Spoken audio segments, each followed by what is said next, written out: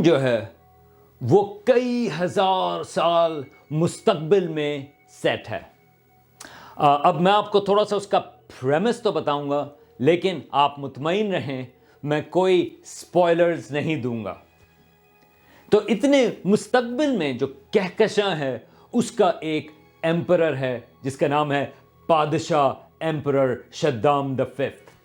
اب جیسا کہ آپ آلریڈی نام سے دیکھ سکتے ہیں کہ بادشاہ جو ہے وہ بادشاہ کے نام کے کافی قریب ہے. اب اور کچھ فیملیز ہیں جو فیوڈل قسم کی فیملیز ہیں جو بھی وہاں پر مختلف جگہوں کو رول کرتی ہیں. تو یہ جو مین ایمپرر ہے اس نے ایک سیارہ اراکس جس کا نام ہے، وہ اس نے ایک فیملی ہے اٹریڈیز، اس کو ہاؤس آف اٹریڈیز کہتے ہیں، اس نے اس کو یہ سیارہ دے دیا کہ آپ اس کو کنٹرول کریں. اب اس فیملی کا ایک رائیول فیملی ہے ہارکوننز. تو یہ جو اٹریڈیز ہیں وہ ہارکوننز کو ریپلیس کریں گے اس سیارے کے رولر کے لحاظ سے. اب اراکس جو ہے وہ ایک صحرا جیسا سیارہ ہے، لیکن اس کی جو واقعی جو اہمیت ہے وہ اس چیز سے ہے کہ وہاں پر ایک چیز پائی جاتی ہے ملانج، یا اس کو کہتے ہیں سپائس. اور یہ جو سپائس ہے وہ بے انتہا قیمتی ہے، کیونکہ اس کی وجہ سے یہ جو انٹرسٹیلر ٹریول ہے وہ بھی پاسبل ہو سکتا ہے.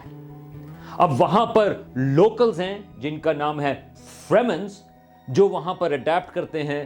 تو یہ جو دوسری فیملیز ان کو رول کرتی ہیں وہ پتہ کرنے کی کوشش کرتی ہیں کہ کس طرح سے وہ اس سپائس کو حاصل کریں، کیونکہ اراکس کے اوپر بہت بڑے سارے وارمز بھی ہیں، سینڈ وارمز، اور ان کو ان کے ساتھ بھی احتیاط کرنی پڑتی ہے.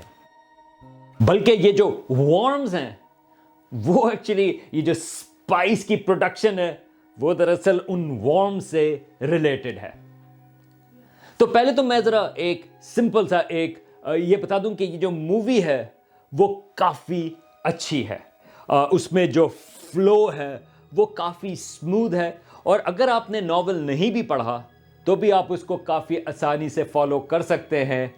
بلکہ یہ جو کہانی ہے مووی میں وہ کتاب کو کافی ریلیٹیولی کلوزلی اس کو وہ فالو کرتی ہے. اور اس میں جو اوورال مختلف قسم کے ایک سائنس فکشن میں ایک ورلڈ بلڈنگ ہوتی ہے، آپ کو وہ کافی اچھی طرح سے انٹروڈیوس کرتی ہے کہ اراکس کس قسم کی جگہ ہے. اس میں ایک اور چیز نوٹ کر دوں کہ اس کا جو میوزک ہے، جو موسیقی ہے، بیک گراؤنڈ، وہ کافی انٹرسٹنگ ہے، کیونکہ جو اس کا کمپوزر ہے اس نے مختلف قسم کے ساؤنڈز کو مکس کیا. وہ ایسا ساؤنڈ پروڈیوس کرنا چاہتا تھا کہ جو لوگوں نے نہ سنا ہو.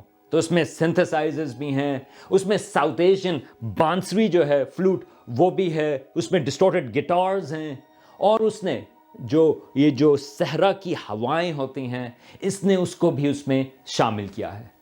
تو پہلی بات تو میں یہ کہوں گا کہ پلیز پلیز پلیز آپ اس مووی کو جا کر دیکھیں، اور بڑے اسکرین کے اوپر اگر آپ کو موقع ملے تو کسی تھیٹر میں جا کے دیکھیں، کیونکہ یہ ایک امرسیو ایکسپیرینس ہے.